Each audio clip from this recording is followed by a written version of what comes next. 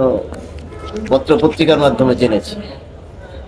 পত্র পত্রিকায় অনেক খবর চেপেছে, যেমন ইতিপূর্বের ইনকলাব চেপেছে, তারপরে অন্যান্য পত্রিকায় চেপেছে আহ, ইয়ের পাঞ্জাবিদের অত্যাচার নির্যাতন এবং কেন ওই মুক্তিযুদ্ধ হইতে হওয়ার মানে প্রয়োজন দেখা দিয়েছিল, এসব কিছু তো অনেক আগে পত্র পত্রিকায় পাওয়া গেছে। কিন্তু আসলে সব ক্ষেত্রেই অসম্পূর্ণতা ছিল এবং যেটা বাস্তব সত্য সেটা প্রকাশ পায়নি।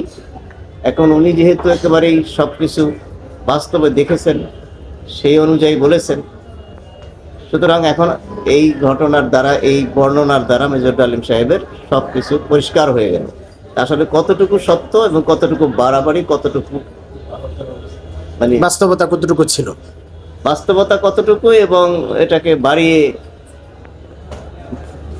ফুলিয়ে আর কি ফাঁপিয়ে ফুলিয়ে কতটুকু বলা হয়েছে, এগুলো আজকে পরিষ্কার হলো।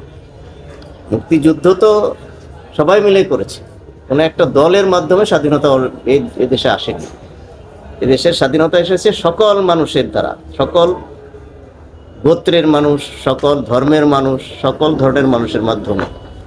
শেখ মুজিবুর রহমান সাহেব এবারের সংগ্রাম, স্বাধীনতার সংগ্রাম বলেছিলেন, সেটা একটা অনুপ্রেরণা ছিল, কিন্তু তারপরের ঘটনাতে ওনার আর কোনো অবদান ছিল না এবং উনি জানতেনও না যে এই যে একটু আগে বললেন, মেজর ডালিম সাহেব বললেন যে স্বাধীন হয়েছে এবং কি হয়েছে না সেটা উনি কিছু জানেনও না। উনি ভয় পাচ্ছিলেন যে লন্ডনে নিয়ে ওনাকে আবার কোথায় মেরে ফেলবে নাকি, এরকম একটা ব্যাপার ছিল।